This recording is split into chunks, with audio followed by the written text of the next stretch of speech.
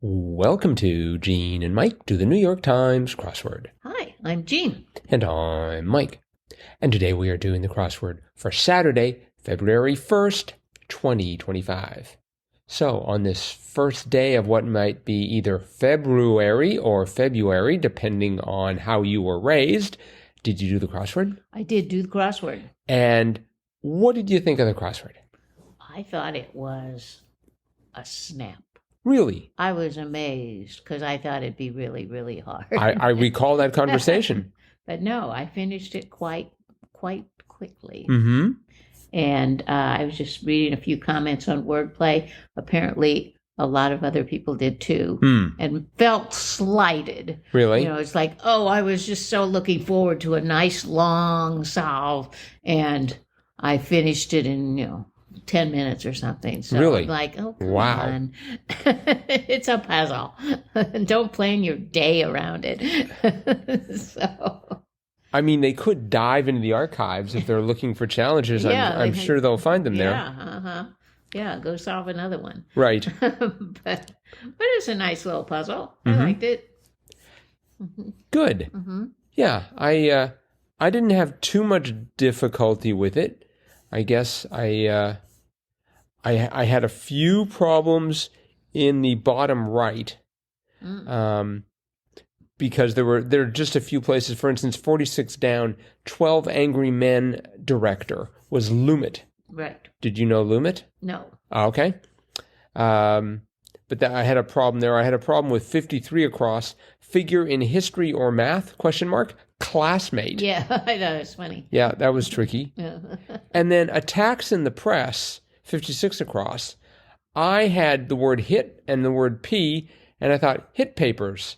Like you take a newspaper, roll it into a club, and start hitting people with it. Oh. Turns out it was hit pieces. Yes. Which once I figured that out, I remembered, a little late in the process. But very good. We had 58 across, 5-limbed marine creatures were sea stars. Right. You didn't have a problem with that? Well, not really, no. Okay. How about 42 down? Did you have a problem with flat-topped straw hat? Boater? Boater, no. Really? Well, I wanted to say pork pie, but... That's what I thought first. And then I got the B, and I thought, oh, I think it's a boater. Yeah. See, that B came out of 41 across, degree, DEG, short for degree, held by Shaq O'Neal and Melinda Gates. And it was 3 letters. And so I was trying to decide, it had to be beyond a bachelor's, because otherwise they wouldn't make a big deal about it, I think. So I was trying to decide if it was an MBA or a PhD. And so at first I awarded both of them PhDs. And then the committee yanked it, and it became an MBA, which was the correct answer. But well, I checked MBA, or I put in MBA because I thought if they got a PhD, you would hear that in the press. They would, they would introduce them as Dr. Melinda Gates and Dr. O'Neal, and they don't do that. So that's true. So yeah. I think Melinda Gates could just actually buy herself an honorary PhD at any number of institutions. I wouldn't be surprised if she doesn't have an honorary PhD, but... Yeah, good point. Good point. I don't think they let you say doctor before your name. Maybe it's an honorary. Maybe it's an honorary MBA. Perhaps. It's like, yeah, we'll give you an MBA. You give us $10 million. We'll give you an MBA in any department well, I guess it would have to be an MBA. It would have to be in business. I like 21 down. Play areas that, despite their name, are actually squares. Yes. Diamonds. Right. As soon as I saw play areas, I started thinking about ball pits. Oh. And so I put down ball pits. But I was trying to figure out why ball pits would be square and what they should have been instead of square. Anyways, as you say, diamonds. Yeah, that's right. 28 across, Sojourner Truth's speech in which she said, "You need not be afraid to give us our rights. Ain't I a woman?" That's right. That's actually where I ended up, because 12 down, the main script of written Japanese was hiragana, which I certainly did not know. No, that was like the only thing I didn't find that I had ever seen before. Everything else I had seen before, I think. Well, Not necessarily in a crossword, but They were just common, familiar words to me. Well, I'm here to possibly shock and surprise you with the fact that hiragana has shown up multiple times in the New York Times. 3 to be precise. Oh. Okay, so it's not like Oreo or No. R, Right. A-R-E, but it's appeared in 2004, 2010, and now 2025. So it's hard to figure out what the pattern is. When's the next time that hiragana will appear? Wait, it'll show up. It'll show up. Yeah, in the Sunday. There's room for it in the Sunday. Look at it carefully so you know how to spell it when it comes up tomorrow. But Hiragana. So my problem was when I started working on Ain't I a Woman, I could see woman first, and I wrote woman plural. Oh. So I had an E there, and so I had hiragana, as opposed to hiragana. I'm sure I'm mispronouncing both of those. Anyway, so that's where I ended up. It took me a while to spot. It did take me quite a while to spot because I was content with women at one point, but then I read the whole thing and I'm like, oh wait, that sounds like it should be singular. Right. I thought dying down was interesting. Dubious in modern lingo.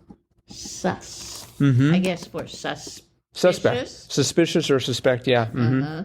Sus. I'll have to remember to use that next time I want to say suspicious. I'll just say sus. My, isn't that sus? The one next to it was blank of Avonlea, or the 10 down, blank of Avonlea, literary sequel of 1909. It was Anne. Yes, of Anne of Green Gables. That's the second book in the series. Right. Anne of Avonlea. It didn't get quite the same publicity, I guess. I knew it. Well, okay, that's true. Let's see, and we had the aforementioned hiragana, and then 13 down, finish line, all done. Right. I mean, these are all good answers. They're all sort of amusing. Yeah. I thought it was very witty. 17 across, dessert often flavored with cinnamon and vanilla was apple tart. Right. I had no idea. Oh. I also had no idea for one down. Cochise for one. Apache. Apache, yes. You knew that? I didn't, but once I got the A, I thought, I bet it's Apache. Wow. That was quick. Yep. I also liked 24 down. Things to avoid at all costs. Big no-nos. Yes. Those are things to avoid. That first O ran into 36 across. Brief getaway for newlyweds. Mini moon. A mini moon. That's cute. Hey, do you know anyone who's ever gone on a mini moon? Oh, okay. Were they happy as a result, or they were hoping for It was just sort of day off? All they could afford and all the time they could take. So, okay. A mini moon. 39 across, grab bag contents was odds and ends. Right. Which was fine. I liked 33 down. Ta-da! And the answer was, and voila. That's right. That was nice. Yes. And then the debate about 37 down. Many Everest climbers, Nepalese, N-E-P... Nepalese. Yeah, I'm mispronouncing that. N-E-P-A-L-I-S, Nepalese. And I was wondering, should it be Nepalese or should it be Nepalese? And on Reddit, in the Nepal subreddit, someone wrote, Nepali is what we call ourselves. Nepalese is what Anglophones call us. Oh. So I'm like, okay, I think that answers the question definitively. Yeah. So, all right. Well, I think that is it for today. Okay. At least as far as the crossword is concerned. But it is Saturday, which means it's time for Jam Katwa, the Gene and Mike Crossword of the Week Award, where we go back through the crosswords of this very week and pick out what we deem to be the very best. All right. And this week we picked... Friday had a lot of clever cluing. Yes. And it was a fun solve. Yep. Did not have a theme, but all of the words were pretty much common phrases and words.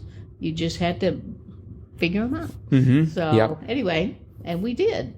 And we enjoyed doing it Yes. So we gave it the award. And the award goes to Adrian Johnson. That is correct. So well done, Adrian. That really was a great crossword. And as you say, there were lots of really terrific clues. I try and take notes sometimes, and I ran out of room. That's how many good clues there were. Yeah, it was just a fun solve. Yep. And Adrian, Which you can't always say on a Friday. Right. Sometimes they aren't fun. No, this was a joy. And Adrian, if you feel so inclined, drop us a line, crosswordpodcast@icloud.com, and we'll have your own personalized Jam Cotwood certificate, as well as some magnificent Northeast Wisconsin swag, making its way towards you in no time. That's right. Although maybe it's going to be sometime, because I hear there's going to be a snowstorm tomorrow. But well, that's what they say. Eventually we'll get it to you. We will, yes. And for anyone else who wants to provide feedback, we love that. crosswordpodcast@icloud.com, or click on the send fan mail link. Yep. That is it for today. Yep. So thanks everyone for listening. Yes. And thanks for helping make this be one of the most popular podcasts about the New York Times crossword to come out of Northeast Wisconsin.